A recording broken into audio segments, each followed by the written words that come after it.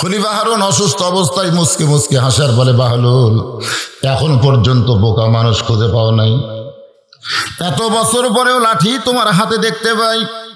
বাহলুল পাগল বলে, জাহাপনা, আজকে মনে হয় পাওয়া যাবে। খলিফা হারুন বলে, পাগল, তুমি আসলেই পাগল, আজকে ঘরের মধ্যে আমি আর তুমি দুইজন, আজকে বোকা মানুষ কোথায় পাবা?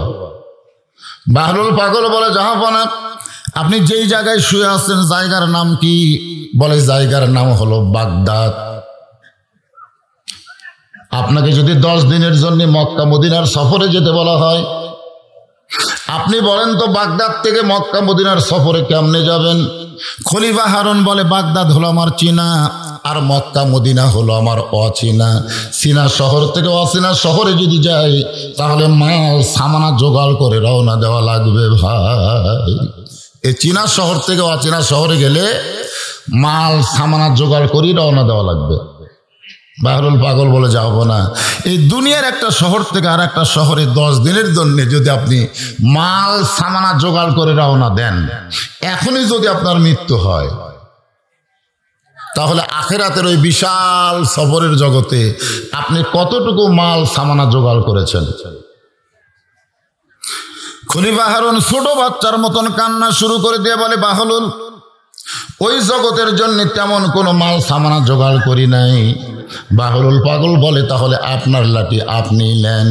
এই দুনিয়াতে আসার পরে মৃত্যু তার সামনে আছে এটা জানার পরেও যারা আখিরাতের সম্বল জোগাড় করে না, কবরের পাতেও জোগাড় করে না, তারা হলো দুনিয়ার সব চাইতে বড় বোকা। এই যুবকেরা ঠিক কইল না। ওরা মনে করতেছে আমরা তো এখন মরতেছি না। কি মনে করতেছেন আপনার? বলেন তো, মরার চিন্তা দাদা বেশি করে না লাঠি বেশি করে? কেন করে? আমাদের যাদের এইরকম আকীদা যে বুড়া হলে মানুষ মরবে, জুয়ানে মরবে না, এটা কি ইমানি আকীদা না কুফরি আকীদা? জোরে কান, ইমানি না কুফরি? তাহলে দাদার চিন্তা লাঠির হয় না কেন? ইমানি আকীদা হলো যে কোনো সময় আমাদের কি হবে? মৃত্যু। এটাই ইমান। আজকে গোরস্থানের উদ্যোগে মাহফিল, যারা মরে গেছে তারা কিন্তু চাবে প্রত্যেক দিন এরকম একটা করে মাহফিল হোক। জোরে কোন কথা ঠিক কিনা? কারণ আজকে এখানে আলেম ওলামা আসার কারণে, কোরআন হাদিসের আলোচনা হওয়ার কারণে অন্তত যতক্ষণ মাহফিল চলবে ততক্ষণ তাদের কবরের উপরে আল্লাহ রহমতের বাতাস হবে। জোরে কোন সুবহানাল্লাহ। এখানে নাম দিয়েছেন ইসালে সব মাহফিল। ইসালে সব মানে কি? তাদের জন্য সব আমরা কিছু বক্সায় দিব। এই জন্য তারা খুশি না বেজার? খুশি। আর আমরা যারা জীবিত আছি তাদের খবর কি? হ্যাঁ, এই জন্য যে কথাগুলো বলি একটু মনোযোগ দিয়ে শুনবেন। যে কোনো সময় যাওয়া লাগবে, আমরা বোকা হয়ে যাব না, আমরা চালাক হয়ে যাব। রাজি আছেন তো?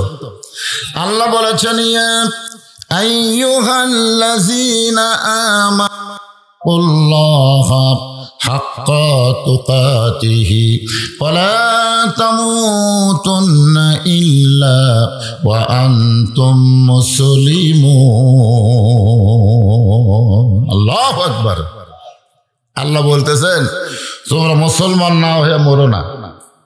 আমরা তো সকলেই মুসলমান।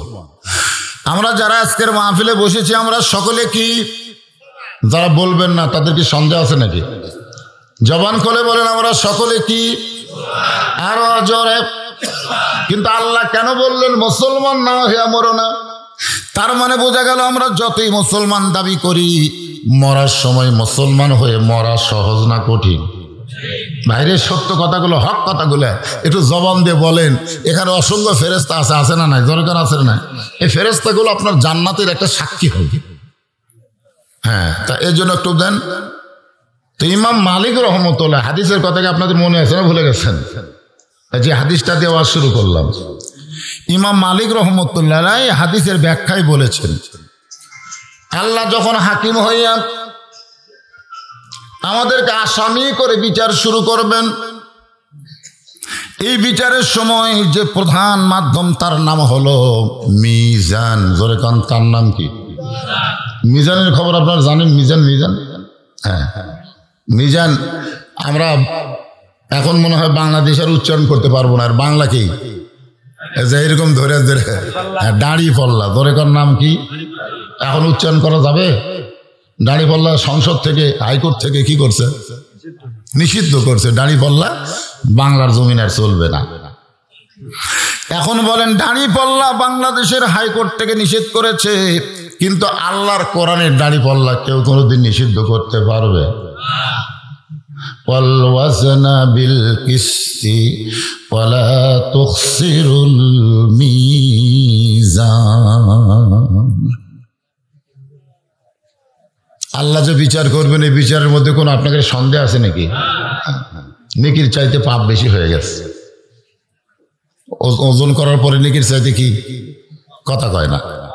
আচ্ছা, নেকির চাইতে পাপ বেশি হলে কোরআনে আল্লাহ বলেছেন কি?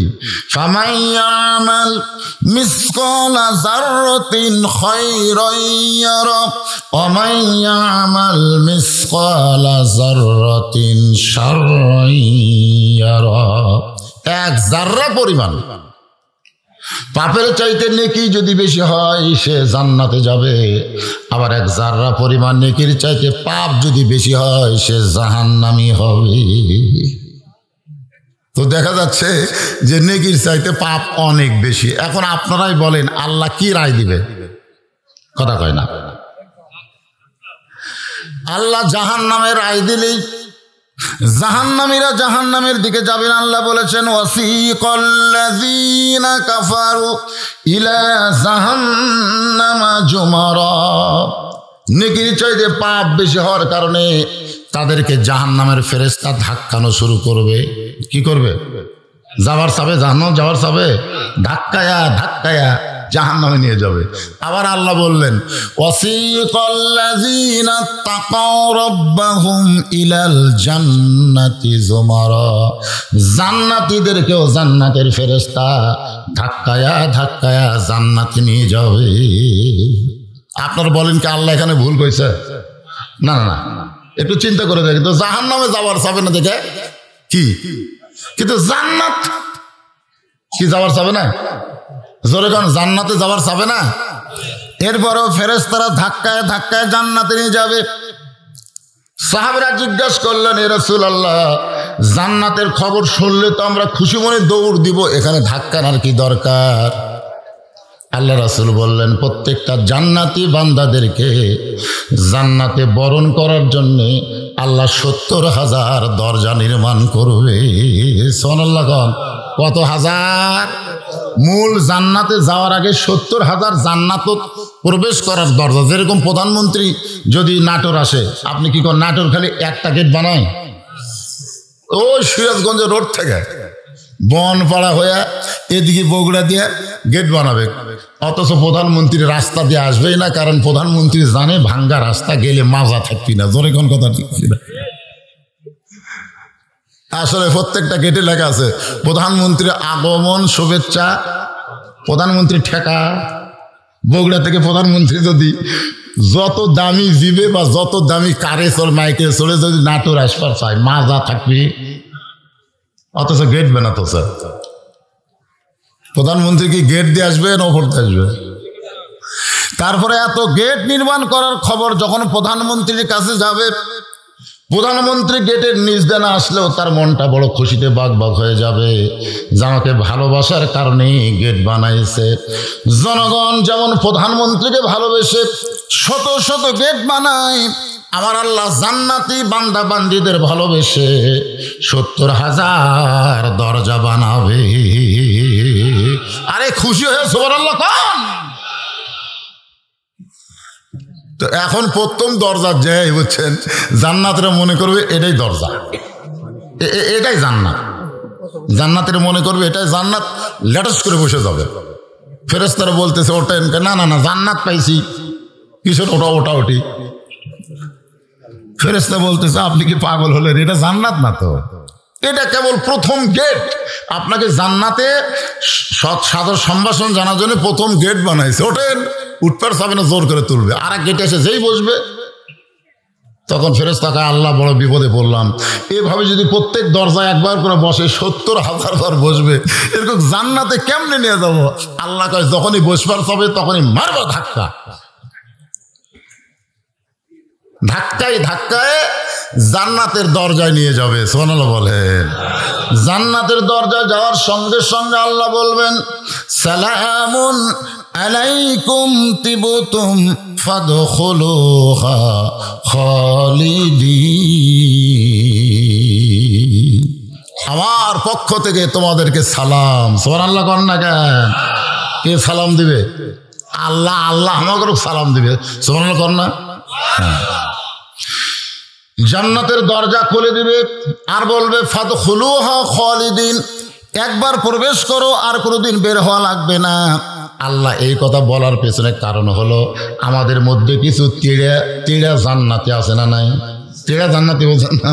জান্নাতের দরজা যে বলবে আল্লাহ আমরা জানি এর আগে আমাদের বাবা আদমকেও আপনি জান্নাতে ঢুকেছিলেন, ঢুকে আবার জান্নাত থেকে বের করে দিয়েছেন, আমাদেরকেও জান্নাতে ঢুকে আবার বের করবেন নাকি? এই জন্য আল্লাহ বলতেছেন ফাদখুলুহা খালিদিন, একবার ঢুকলে তোমাদেরকে আর বের হওয়া লাগবে না। সুবহানাল্লাহ। বান্দার বলবে তাহলে আমাদের বাবা আদমকে আমাদের মা হাওয়াকে জান্নাতে রাখার পরে কেন বার করে দিলেন? দেখেন সন্তানের বাপের উপরে দয়া আছে না নাই? এ যেরকম আছে না নাই? এই দয়ার চোটে আমরা বলবো আল্লাহ তাহলে আমাদের বাবা আদমকে আপনি জান্নাত থেকে বের করে দিলেন কেন? আল্লাহ বলবেন তোমাদের বাবা আদম জান্নাতে প্রবেশ করেছিল ইবাদত ছাড়া, কোনো ইবাদত করে নাই, ইবাদত ছাড়া জান্নাতে প্রবেশ করলো। আমি আল্লাহ তাকে জান্নাতে একটা ইবাদত দিলাম, সেই ইবাদত হলো ওয়ালা তাকরাবা হাযিহিশ শাজারা ফাতাকুনা মিনাজ জালিমিন। ইবাদত মানে হলো আল্লাহর হুকুম। যেরকম ইবাদত মানে কি? তোমাকে তো আমি 5 ওয়াক্ত নামাজ দিছি, এই যে ফজরের নামাজ কেটে কি জাতা কথা নাকি?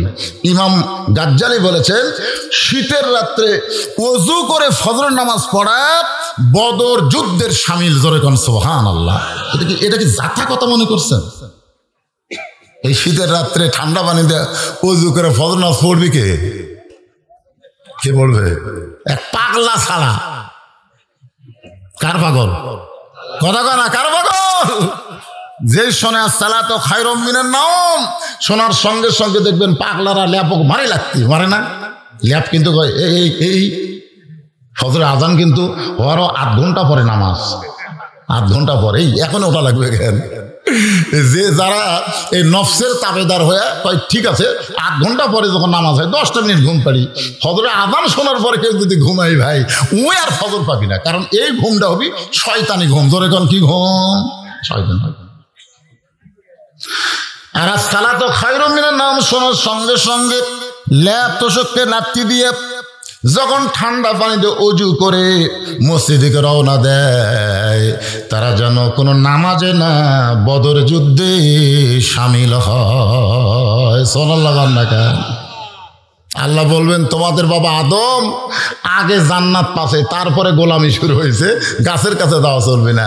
আর তোমরা আদমের সন্তান হলে ফাদখুলি ফি ইবাদি ওয়াদখুলি জান্নাতি। আগে তোমরা গোলামি করেছো, এরপরে তোমরা জান্নাতে প্রবেশ করলে। এ কারণে জান্নাতে একবার প্রবেশ করলে আর তোমাদের বের হওয়া লাগবে না। আমরা সে জান্নাতে যাওয়ার চাই না কবরে যাব?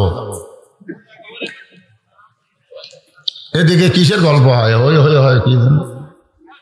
হ্যাঁ, আমি অসুস্থ মানুষ, কথা বলতেছি কত কষ্ট করে, আমার কথা শুনেও তো আপনার বুঝতে পারতেছেন কষ্ট হচ্ছে না?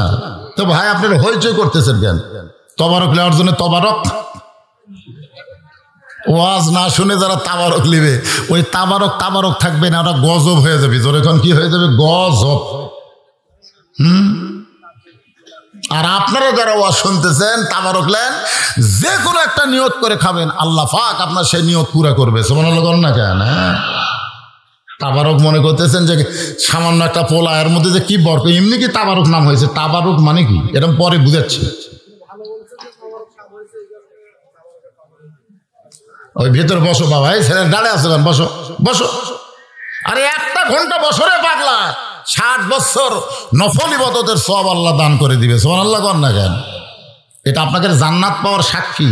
কারণ তারাই জান্নাতের বাগানে প্রবেশ করে আল্লাহ যাদেরকে জান্নাতের জন্য কবুল করে। সুবহানাল্লাহ কর না কেন? আপনি কি মনে করছেন জান্নাত পাওয়া খুবই কঠিন? ওয়াজটা শোনেন।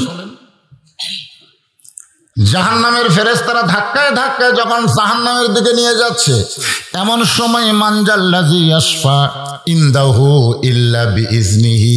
আয়াতুল কুরসি আপনারা পড়েন, আয়াতুল কুরসি পড়েন।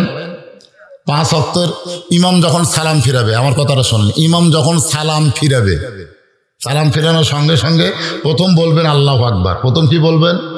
আল্লাহু আকবার। তারপরে বলবেন আস্তাগফিরুল্লাহ। তারপরে আয়াতুল কুরসি পড়বেন। 5 ওয়াক্ত নামাজের পরে 5 বার যারা আয়াতুল কুরসি পড়বে আল্লাহ তাআলা তাদেরকে 5টা পুরস্কার দিবে।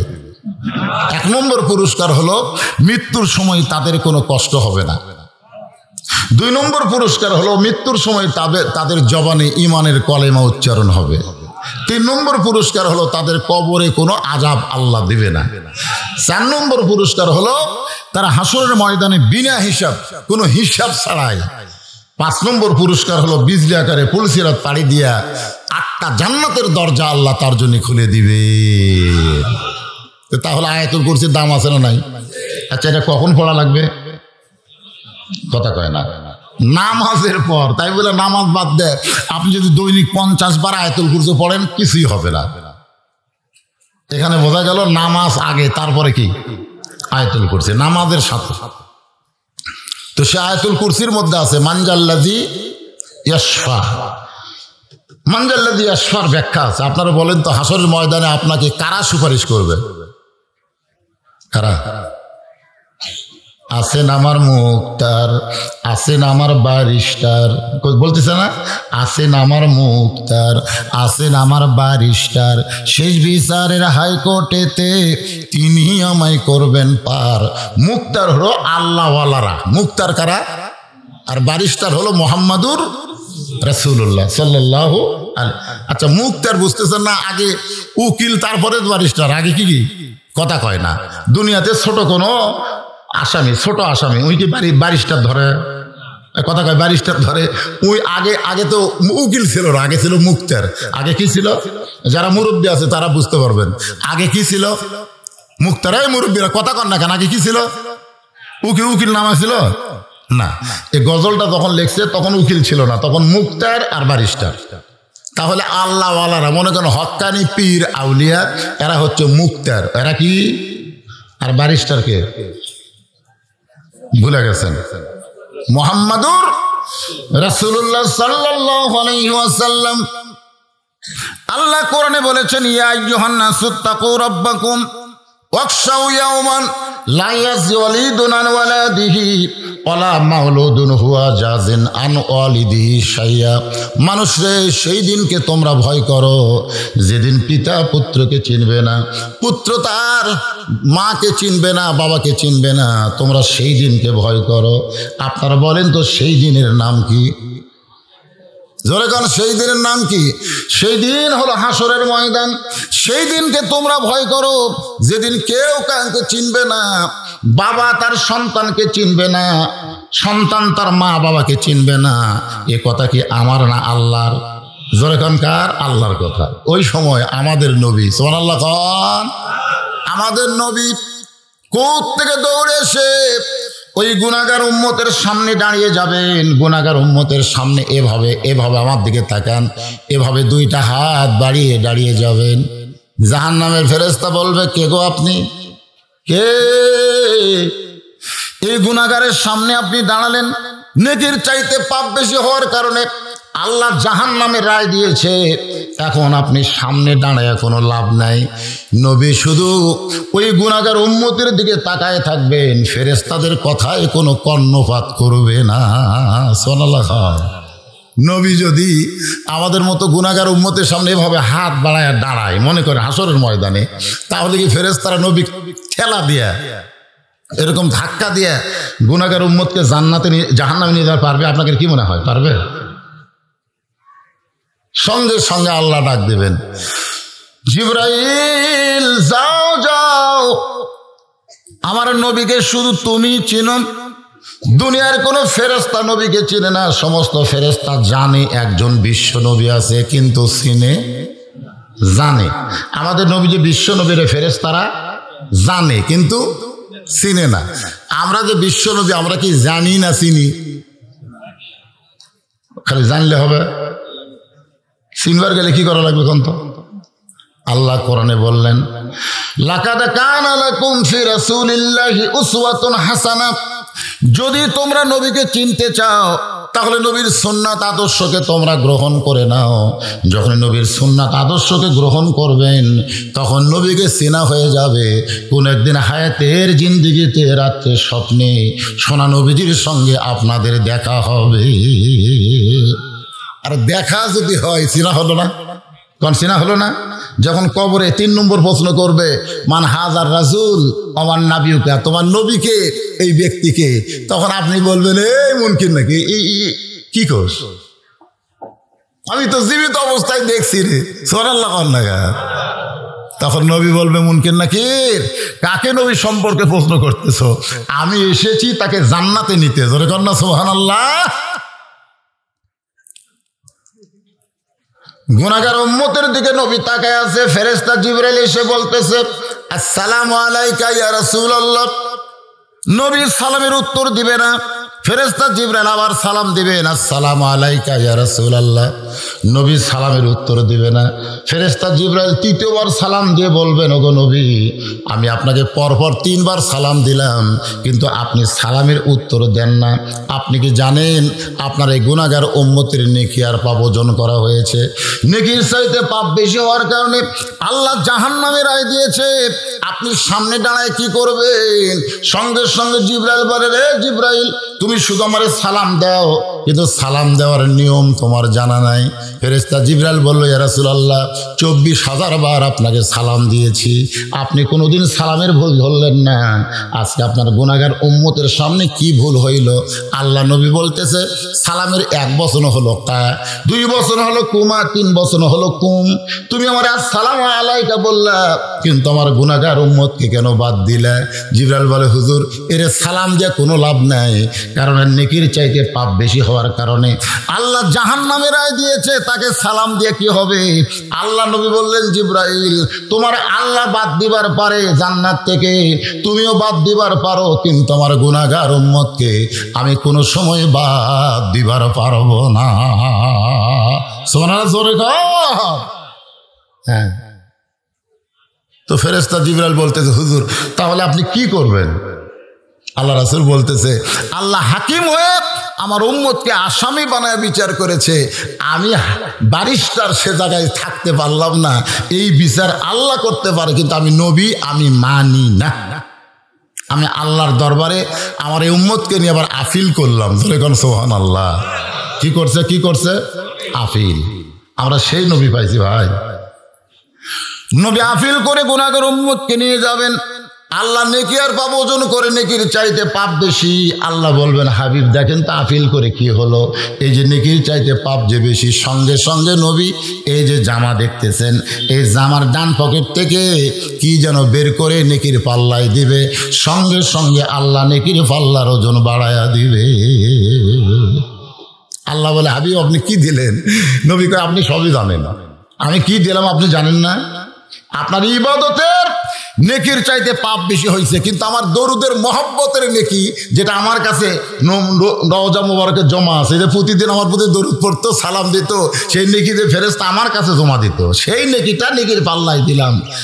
আল্লাহ বলে, হাবিব, আমার যদি ইবাদতের একটা নেকিও না থাকতো, আর আপনার মহব্বতের দরুদের নেকি যদি থাকে, সেই নেকির উসিলায় আপনার উম্মতকে, আমার বান্দাকে আমি জান্নাত দিয়ে দিলাম। জোরে কর না সুবহানাল্লাহ। তাহলে সেই নবীর প্রতি দরুদ পড়তে আমাদের কোনো আপত্তি আছে ভাইজান? যখনই দরুদ পড়বো জোরে আসতে, হ্যাঁ, সাল্লাল্লাহু আলাইহি ওয়াসাল্লাম। আসেন আমরা কবরস্থানকে সামনে নিয়ে আমার মা বোনদের জন্য বলবো, মা আপনারা এত রাত ধরে যা, এ ভাই ওটা বসা করবেন না, ওটা বসা করলে আমি মোনাজাত করে দেব। আপনারা কি মোনাজাত এখনই চাচ্ছেন? ওটা বসা করতেছেন কেন? পেশাব আপনারা রাত 9টার সময় শুলে রাত্রে কয়বার পেশাব করেন? এই আপনার যে রাত 9টা-10টার সময় বিছানায় ঘুমান না, এই ঘুমায় গেলে কয়বার রাত্রে পেশাব করেন? কয়বার? একবারও করেন না। তাহলে বোঝা গেল আপনাদের কাছে কোরআনের চাইতে ঘুমের দাম বেশি। ঘুম আসলে পেশাব করেন না, চেতন থাকলে করেন কেন? আপনারা কোন জায়গায় বসে আছেন জায়গাটা খেয়াল করেন। জান্নাতের বাগানে পেশাব লাগলেও যদি একটু কষ্ট করে পেশাবকে দমন করে আপনি বসাই থাকেন, এই কোরআনের ওসিলায় পেশাব জাতীয় যত ব্যারাম আল্লাহ ভালো করে দিবে। আপনি বলেন তো, এই যে গোরস্থান, যে কবরস্থানের কথা লেখা আছে, এই গোরস্থানে সবচাইতে বেশি আযাব কার হবে? ভাই কথা কয় না।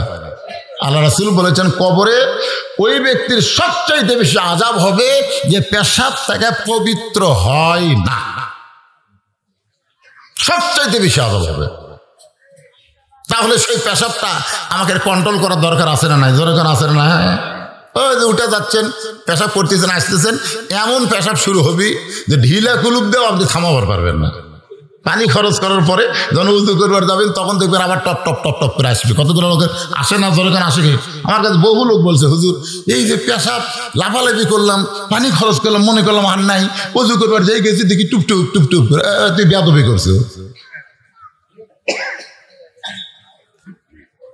কোরআনের মহব্বত, আনুনাজ্জিলু মিনাল কোরআনি মা হুয়া শিফাউ ওয়া রাহমাতুল লিল মুমিনিন। মুমিনদের যাবতীয় রোগের ঔষধ হিসাবে আল্লাহ কোরআনকে নাজিল করেছে। জোরে কন্না সুবহানাল্লাহ। সেই কোরআনের মাহফিলে বসে এত ঘন ঘন ওঠেন না বাজান। আমি খুব লম্বা টম্বা কথা বলবো না, যে সামান্য সময় একটু বলবো, একটু কষ্ট করে হলেও। 1 ঘন্টা হচ্ছে কেবল। আমি উঠছি 11টার সাথে, এখন বাজতেছে 12টার 7। শেষ করে দেব? কি কয় সারা রাত তো ওঠা বসা এক এক শ্রোতা এক এক মানের। যারা ফজরের নামাজ পড়বে আর যারা পড়বে না, এগুলা কিন্তু বোঝা যায় না? যখন যায় কে যায় না, ও তো ঘন ঘন উঠতেছে। কারণ কি? ওরা বুঝাচ্ছে হুজুর আমাকে ওটা দেখে ওয়াজ শেষ করবি আর পোলা দিবি, আমরা লিয়ে বাড়ির যাবো। ওরা নামাজের ধান ধাত নাই, একটাও যাবি না। এত রাত 12টা 7 পর্যন্ত চেতন থাকে, ওই পোলা ছাড়া যাবি? আমরা কি জানি না? জানি, ওই পোলা লিয়েই যাবি। কিন্তু তারপরেও ওই যে ঘন ঘন ওঠে, ওই কোনার থেকে কয়েকটা উঠলো আবার আসলো। এটা কি টাকা দান করলো? এখন দেওয়া মানে কি? ও ছুঁয়ে দিচ্ছেন ওটা। আচ্ছা ঠিক। একটু মহব্বত না জিকির করেন, লা ইলাহা ইল্লাল্লাহ, লা ইলাহা ইল্লাল্লাহ, লা ইলাহা ইল্লাল্লাহ, লা ইলাহা ইল্লাল্লাহ, লা ইলাহা ইল্লাল্লাহ।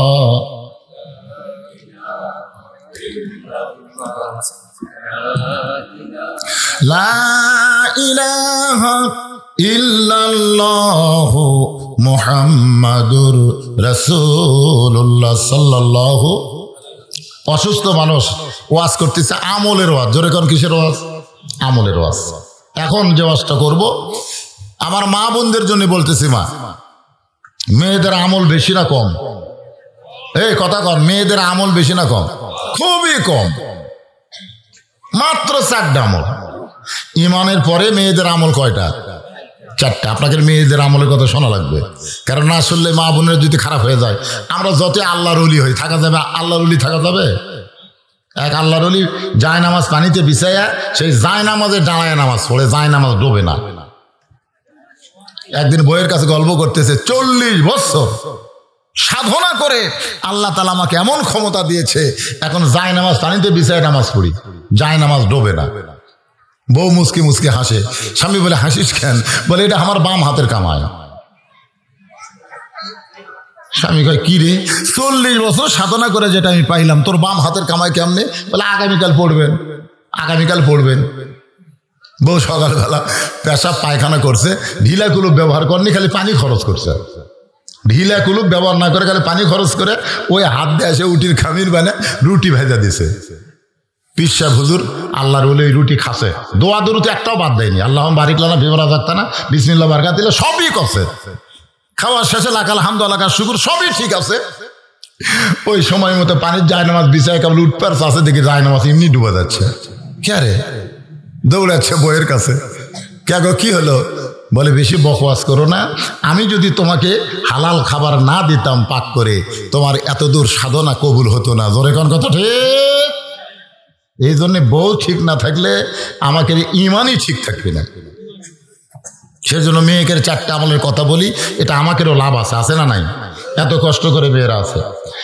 মেয়েদের 1 নম্বর আমল হলো নামাজ। 5 ওয়াক্ত নামাজ মেয়েদের পড়তে হবে। আমার মা বোনেরা কিন্তু রোজা রাখে ভালো, নামাজ ঠিক মতো পড়বার চাই। যখন বাচ্চা কাচ্চা হয় নামাজ পড়ে সোল পেশাব করে দিছে, এখন পড়া যাবি না। আবার যখন বলে জোহর নামাজ, কয় পাকশিক করতে করতে নামাজের টাইম আছে, গোসলই করিনি। এই নামাজে আমার মায়েরা বড় অসতর্ক। আমি মায়েদের বলবো, মা 1 নম্বর হলো নামাজ, 2 নম্বর রমজান মাসে রোজা, 3 নম্বর হলো স্বামীর কথা মতো চলা, আর 4 নম্বর হলো সতীত্বের হেফাজত, পর্দা করা। এই 4টি আমল যারা করবে, আমার মা বোনদের সম্পর্কে রাসূল বলেছেন 8টা জান্নাতের দরজা খুলে দেওয়া হবে। মা আয়েশা সে বলতেছে, হুজুর এই যে 4টা আমল আপনি মেয়েদের জন্য বললেন, আরে 1টা আমল দিলে কি হতো, এত অল্প আমল মেয়েদের? আল্লাহ রাসূল বললেন, আয়েশা আমল কি আমি দিছি? আমল দিছে কে? কথা কয়, আমল দিছে কে? আমি শুধু ঘোষণা করছি। আয়েশা বললেন, হুজুর আমি যে হজে যাব, আল্লাহ রাসূল বললেন, লা ইকাল্লিফুল্লাহু নাফসান ইল্লা উসআহা। এটা কিন্তু আল্লাহ কোরআন শরীফে বলেছেন, জোরে কান সুবহানাল্লাহ। লা ইকাল্লিফুল্লাহু নাফসান ইল্লা উসআহা। তুমি পারবা না এমন কিছু আল্লাহ তোমাকে চাপায়া দিবে না। মেয়েদের জন্য হজ করার কথা যদি থাকতো তা আল্লাহ আমাকে আগেই বলতো, কিন্তু না, হজের কথা তো বলেনি। খামাখা আয়েশা বলতেছে আমি যাবই যাব। আল্লাহ রাসূল রাগ করে বললেন, তোমার দায়িত্ব আমি নিবার পারবো না। যখন রাসূল বলতেছে তোমার দায়িত্ব নিবার পারবো না, এরপরে কি আর হজ করার নিয়ত করা দরকার আছে? এরপরে মা আয়েশা অল্প বয়স, বোঝেন না, 6 বছরে বিয়ে হচ্ছে, 9 বছরে সংসার আইছে, 18 বছর বয়সে নবী বিদায় নিছে। তারা চিন্তা করে দেখেন, একের অল্প বয়সের বউ হলে যা হয়। আপনারা যা 2 বিয়ে করছেন, একটা বড় বউ আর একটা ছোট বউ, দেখবেন ছোট বউয়ের প্যাকনা বেশি। জোরে এখন কথা ঠিক কিনা? যারা 2টা আছে তারা বুঝতেছে, আরে একটা যারা কি বুঝবি, একটা বউ যার কি তারা বোঝার মতন কোনো বুদ্ধি নেই, হয় জাহান্নাম না হয় জান্নাত। জোরে এখন কথা ঠিক? 2টা করলে বুঝবার পারবেন যে বউ কাক কয়। আমার মায়েরা তো মনে করেন না যে হুজুর 2 বিয়ে করার কথা বলতেছে, তার না।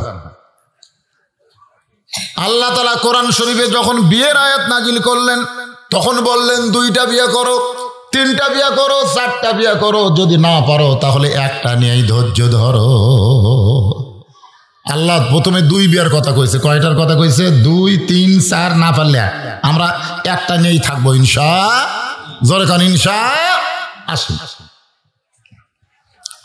এমন সময় আব্দুর রহমান বোনের কান্না থেকে সহ্য করতে পারলেন না, নবীর কাছে এসে বলতেছে, ইয়া রাসূলুল্লাহ আমার বোন আয়েশা যখন হজ করতে যাবে, আমি যদি দায়িত্ব নেই তাহলে কি হবে না? রাসূল বললেন, মুহরিম ব্যক্তি যদি দায়িত্ব নেয় তাহলে মেয়েরাও হজে যাবার পারবে।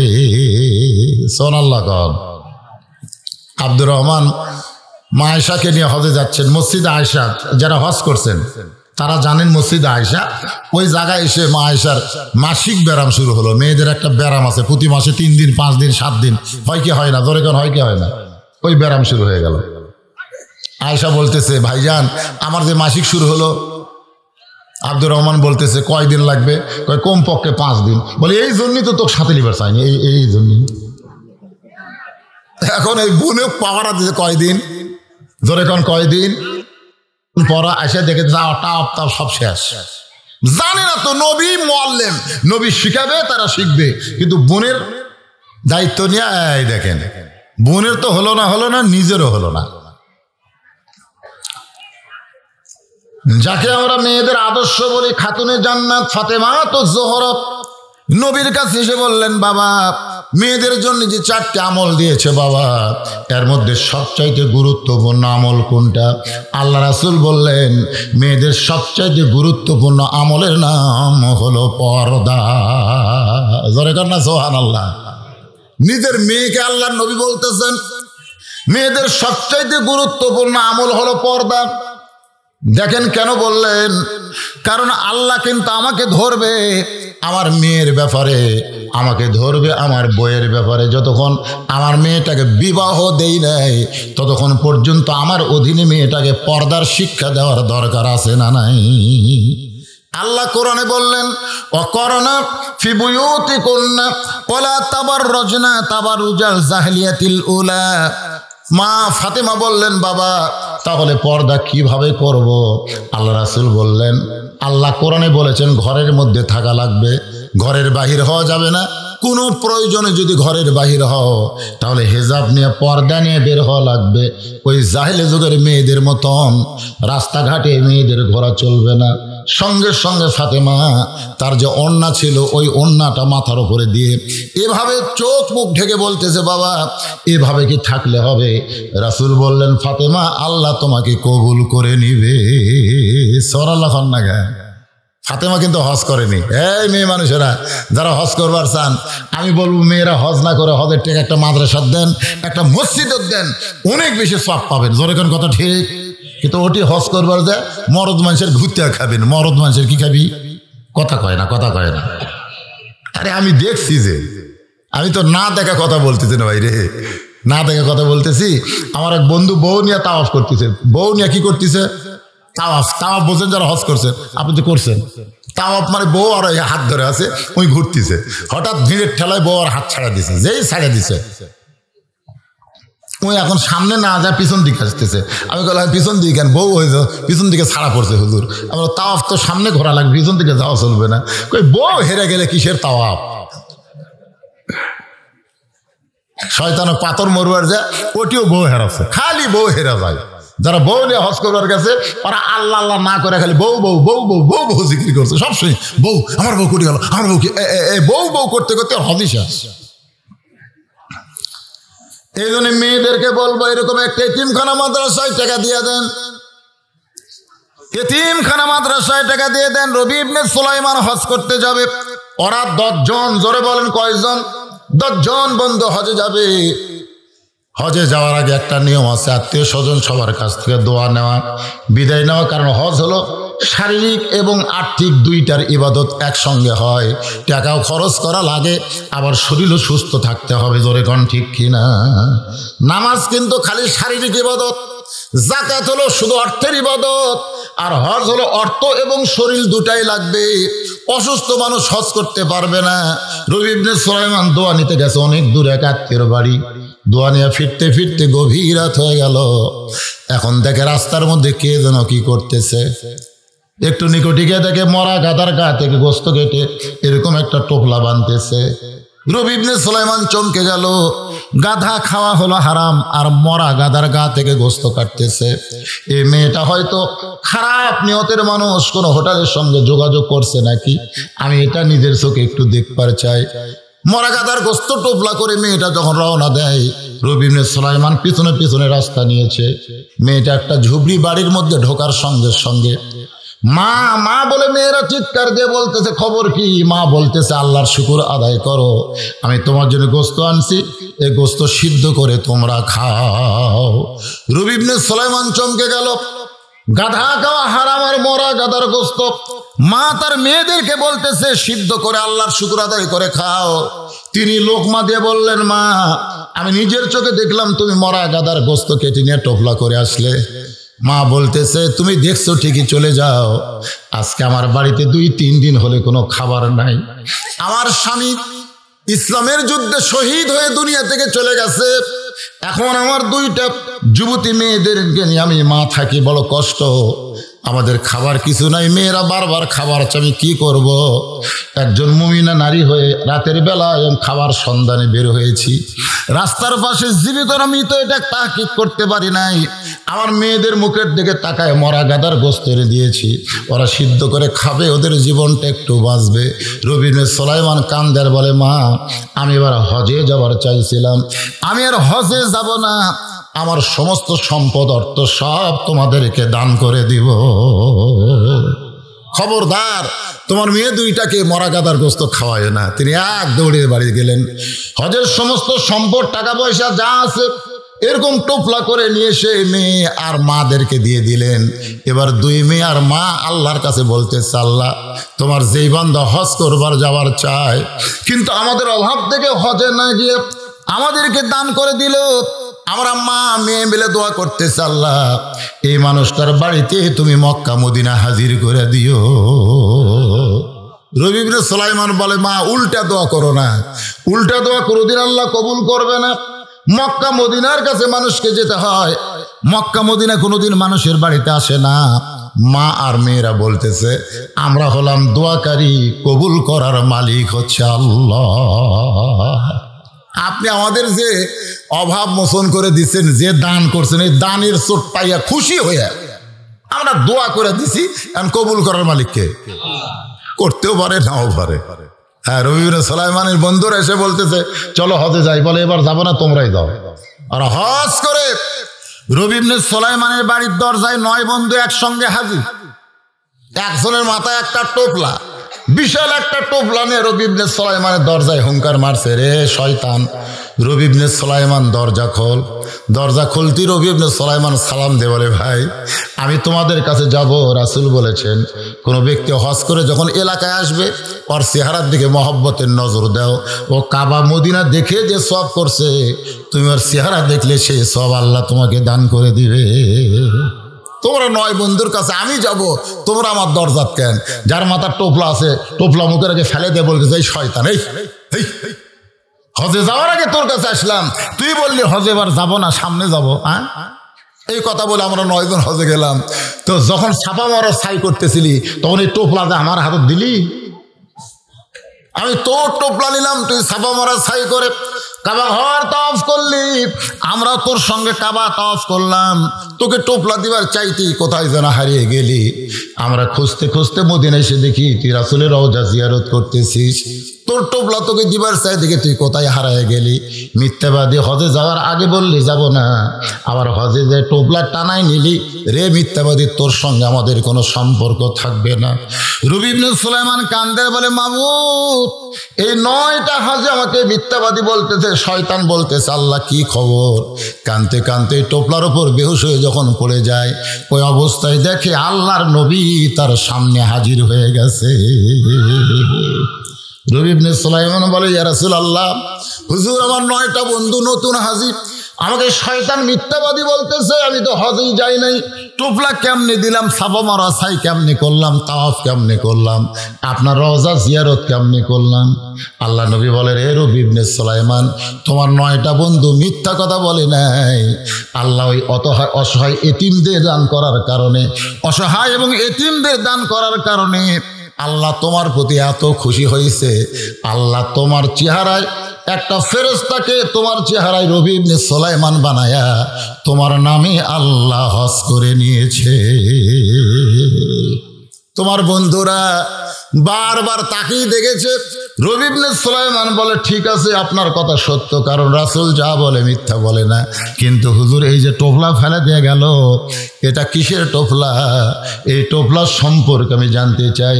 সঙ্গে সঙ্গে নবী কোরআন থেকে একটা আয়াত করলেন, ওমা তুনফিকু মিন শাইইন ফি সাবিলিল্লাহি ওয়াফা ইলাইকুম ওয়া আনতুম লা তুজলামুন। আল্লাহ রাসূল কোরআন থেকে আয়াত করলেন ওই টোপলার খবর। টোপলাটা আসলে কি? উনি যে অনাথ এতিমদেরকে দান করেছে তার 10 গুণ আল্লাহ তাআলা আবার তাকে দুনিয়াতেই পৌঁছায় দিছে। জোরে কোন সুবহানাল্লাহ। এখান থেকে আপনারা কি বুঝলেন? দান করলে কমে না বাড়ে? আজকে এখনো পর্যন্ত যারা দান করেননি, এরকম কোনো লোক যদি থাকেন যে প্রধান বক্তা অসুস্থ মানুষ, তার হাতে আমরা দিব, যেরকম এখানে কিছু স্লিপ এসে গেছে, আপনাদের মধ্যে এমন কেউ আছে ভাই যে একটা 1000 টাকা দিবেন, আপনি আগামীকাল না পেলেও এক সপ্তাহের মধ্যে 10,000 টাকা বরকত আপনি পেয়ে যাবেন। হয়তো আপনি মনে করতেছেন টাকা না ফেলে আল্লাহ তাআলা আপনার সামনে একটা বিশাল বিপদ আছে। সদকাতু তারুদ্দুল বালা, দান সদকা করলে আল্লাহ বালা মুসিবতকে দূর করে দেয়। এরকম কোনো 10 জন আল্লাহর বান্দা এখানে আছেন যে একটা করে 1000 টাকা নগদ দিবেন? এই মাদ্রাসায়, নবীর এতিম মাদ্রাসায় কোন আল্লাহর বান্দা পারবেন একটা 1000 টাকা নগদ আল্লাহর রাস্তায় দিবেন? আল্লাহর রাস্তায় উঠে চলে যাওয়ার দরকার নেই, তবারক নিয়ে যাবেন। এই সময় ওটা মানে কি? আপনার কি মাদ্রাসার শত্রু? এই কত মাদ্রাসার শত্রু, এ টাকা চাইলে যারা ওঠে বুঝবেন এরা মাদ্রাসার দুশ্মন, এরা কোনো সময় চায় না মাদ্রাসা থাক। তুমি উঠে যাও কিন্তু বসে থাকো, তুমি না দাও, তোমার টাকা ছাড়া মাদ্রাসা চলবে না। সবার টাকা আল্লাহ লেয় না, দিবার চাইলেও লেয় না, বুঝলেন না? এই জন্য মাস মোরা দেখ 100 টাকা আগে দিছে আর পরে 900 টাকা দিছে, কিডনির পাথর হয়েছে, একটু দোয়া আছে। আরে মুরাদ খুব গরিব মানুষ। আরে আগে 100 টাকা দিছে, এখন আবার 900 টাকা দান করেছে, তার কিডনিতে পাথর হয়ে গেছে। সাদকাতু তারুদ্দুল বালা, দান সাদকা করলে আল্লাহ বালা মুসিবত দূর করে দেয়, রাসূল বলেছেন। আমরা মুরাদের জন্য দোয়া করি, আল্লাহ এই দানের কারণে তাকে সাফায়ে কুল্লিয়া দান করুক। সকলে বলে আমিন, জোরে কান আল্লাহুম্মা আমিন। বাবা তো মারা গেছে তাই না? এই তোমার বাবার নাম কি ছিল? আব্দুল সাত্তার। এই মাদ্রাসার আপনাদের মাদ্রাসার সুপার ছিল, দুনিয়া থেকে চির বিদায় নিয়ে গোরস্থানের কবরে চলে গেছে। তার সন্তান হাতের মধ্যে 2,000 টাকা দিয়ে বলে হুজুর দোয়া করেন, আল্লাহ দোয়া করি গভীর রাতে তার বাবার কবরকে জান্নাতের টুকরা কবুল করুক, জোরে কোন আমি। আল্লাহ তাকে জান্নাতের উচ্চ মাকাম দান করুক, জোরে বলে আল্লাহুম্মা আমিন। পরিবারের সকলের প্রতি আল্লাহ খাস রহমত নাজিল করুন, সকলে বলে আল্লাহুম্মা আমিন। ভাইজান কেউ থাকলে দেন, থাকলে দেন। হ্যাঁ, যারা দান করবেন একটু বলেন। যদি নগদ না পারেন বাকি লেখা দেন, কাগজ কলম নিয়ে বসে। হরদমান নাজমুল হোসেন 500 টাকা দান করছে, আল্লাহ তার দানকে কবুল করেন, আল্লাহ নেক নিয়ত নেক আশা করাক, আল্লাহুম্মা আমিন।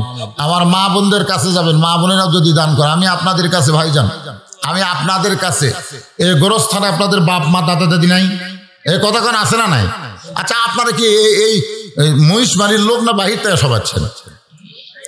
এই মহিষবাড়ি, এই মাহফিলের, এই মাদ্রাসার, এই আশেপাশের লোক কারা? একটা হাত তোলে তো দেখি। সব বাইরের লোক না ভিতরের লোক? দেখি তো, মাশাআল্লাহ, হাত নামান। বাহিরের যারা তারা একটু হাত তোলে তো দেখি। বাহিরের তো বাইরের লোকই বেশি, মানে আপনাদের হাতের তুলনায় ওরকম দেখাই যাচ্ছে না। এটা কে দিল? বিশিষ্ট ব্যবসায়ী, কত? 5,000। কি নাম আপনার? মোহাম্মদ মঙ্গল চাঁদ, বিশিষ্ট ব্যবসায়ী, 5,000 টাকা। ধরে বলেন মারহাবা, সবাই বলেন একটু মারহাবা। আচ্ছা, এই যে ভাইরা উঠতেছেন, আপনারা চিন্তা করে দেখেন তো, আপনাকে ওটা কি ঠিক হচ্ছে? আচ্ছা, মানুষকে দান করতেছে না? এই দান করতেছে কি করতেছে না? তা আপনারা উঠতেন কেন? আপনারা যে মারহাবা কর, আমিন কর, আল্লাহ তাআলা আপনাকে দান কর তৌফিক না দিলে সওয়াব তো পাবেন। ভাইরে 5,000 টাকা, নাম শুধু মঙ্গল। হ্যাঁ, 5,000 টাকা দান করেছে, আল্লাহ তার দানকে কবুল করুক, সকলে বলে আমিন। রওশন সরকার মারা গেছে, তার ছেলে 1,000 টাকা দান করেছে, আল্লাহ তার বাবার কবর জান্নাতের টুকরা বানায় দেন। আল্লাহর একজন বান্দা 500 টাকা দান করছে, আল্লাহ কবুল করেন, আল্লাহুম্মা আমিন। কিছু দান করে দিল, আল্লাহ কবুল করেন। আর একজন আল্লাহর বান্দা 500 টাকা দান করছে, আল্লাহ দানকে কবুল কর, আল্লাহুম্মা আমিন। আর একজন 600 টাকা দান করছে, আল্লাহ যে নিয়তে দান করছে নেক নিয়ত নেক আশা আল্লাহ কবুল করেন। আল্লাহর একজন 500 টাকা দান করছে, আল্লাহ দান কবুল করেন, আল্লাহুম্মা আমিন। আর একজন 500 টাকা দান করছে, আল্লাহ কবুল করেন। আল্লাহ তোমার একজন যুবক বান্দা 100 টাকা দান করলো যে নিয়তে। মহিলাদের মধ্যে থেকে এগুলো কি আছে, কত হিসাব করেননি? আগে আনেনি, এটাই প্রথম।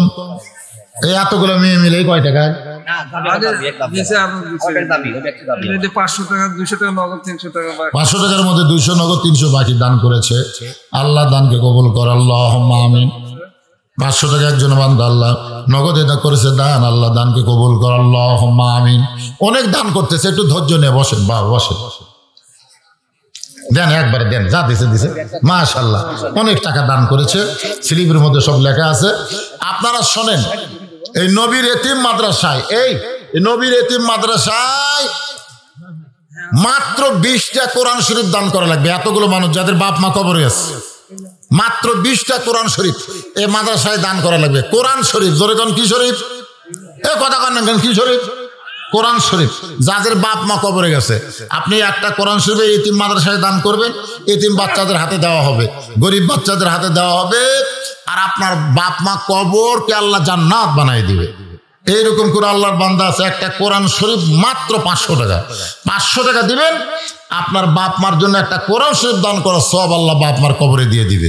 এমন কোন দানবীর সন্তান আছেন যে হুজুর আমার বাপ মা কবরে গেছে, সব কিছু রাইখা হুজুর আজকে কবরে বাপ মা কিভাবে আছে আমি জানি না হুজুর, আমার বাপ মা রোহের মাগফিরাতে এই মাদ্রাসায় কোরআন শরীফ বাবদ আমি 500 টাকা দান করলাম। এরকম একটা সন্তান আসেন বাপ মা কবর থেকে, বাবা টাকা দেওয়া লাগবে, খালি হাত তুললে হবে না।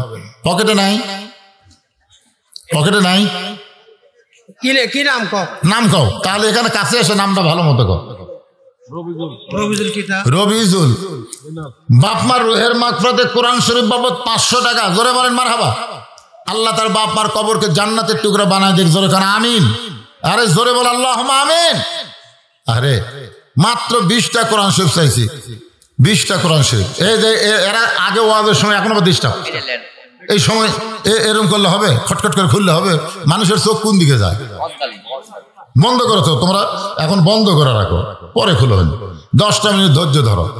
আল্লাহ আর এক বান্দা 100 টাকা দান করছে, আল্লাহ দান কবুল করেন। ইউনুস আলী 1 মণ রসুন, মাশাআল্লাহ 1 মণ রসুন করবে দান নবীর মাদ্রাসায়, আল্লাহ দানকে কবুল করেন। আল্লাহ নেক নিয়ত নেক আশা পড়ে আল্লাহুম্মা আমিন। আরিফ আলী 2 বস্তা সিমেন্ট দান করেছে, মাদ্রাসা সিমেন্ট লাগবে, 2 বস্তা সিমেন্ট দান করেছে, আল্লাহ দানকে কবুল করে আল্লাহুম্মা আমিন। নাম হলো জাহাঙ্গীর, 1 মণ ধান দান করেছে, আল্লাহ জাহাঙ্গীরের দানকে আল্লাহ আপনি কবুল করেন। এই তো নগদ পাওয়া গেছে কোরআন শরীফের জন্য 500 টাকা, আল্লাহ দানকে কবুল করেন। বাপ মার এরা সারা রাত খালি খাড়া হয়ে থাকলো, দৌড়াদৌড়ি করলো, হইচই করলো, সারা রাত এভাবে এদের চলে গেল।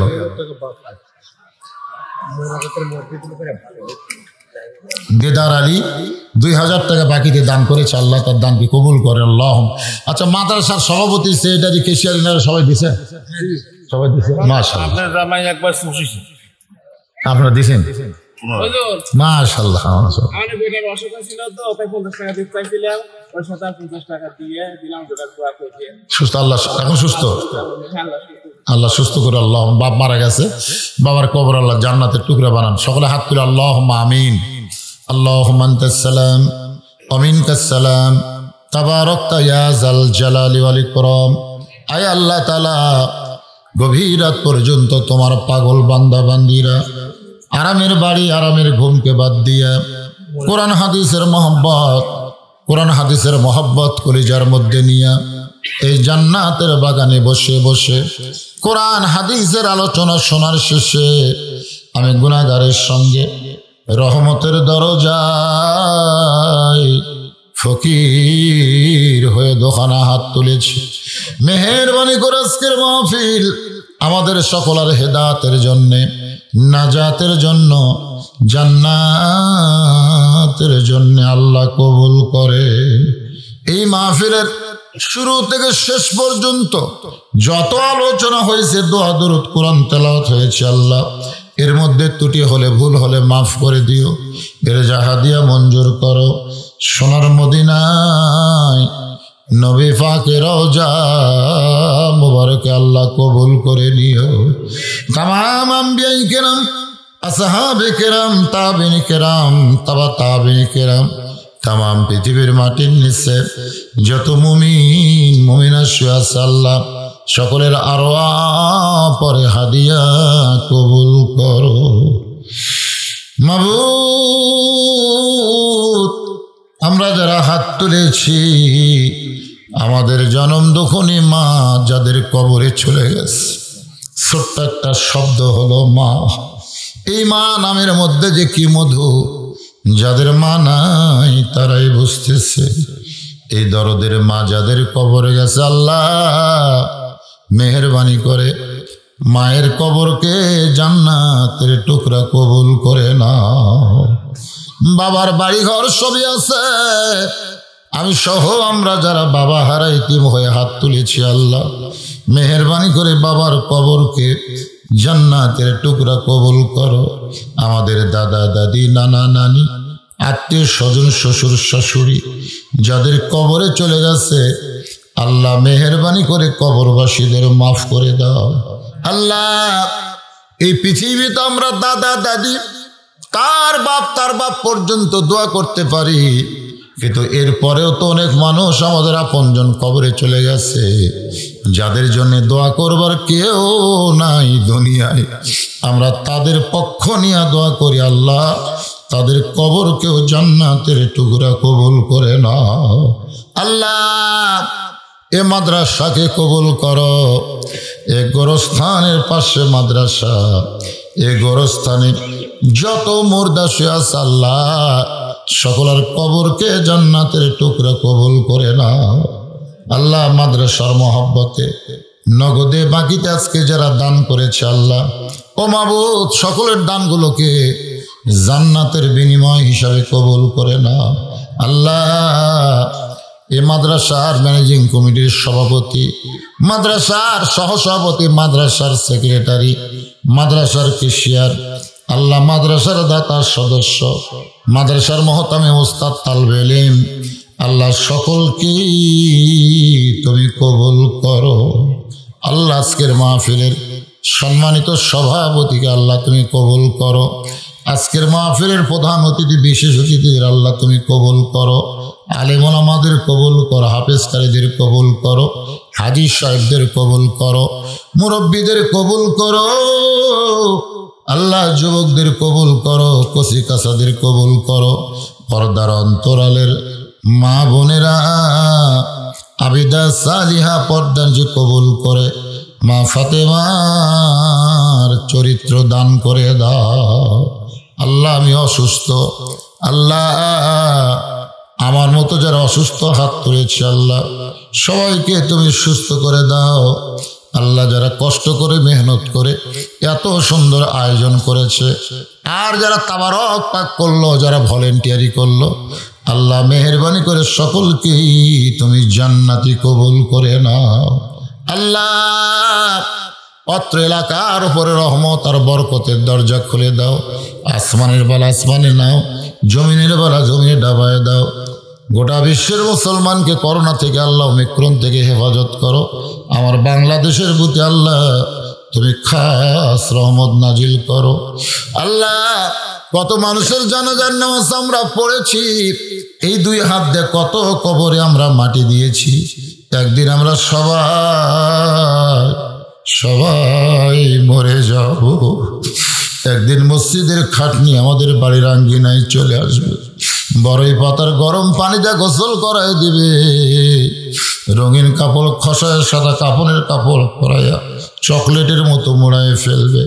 মরি যখন যাব আল্লাহ, যেদিন মৃত্যু হবে দিনটা যেন জুমার দিন হয়, মাসটা যেন রমজান মাস হয়।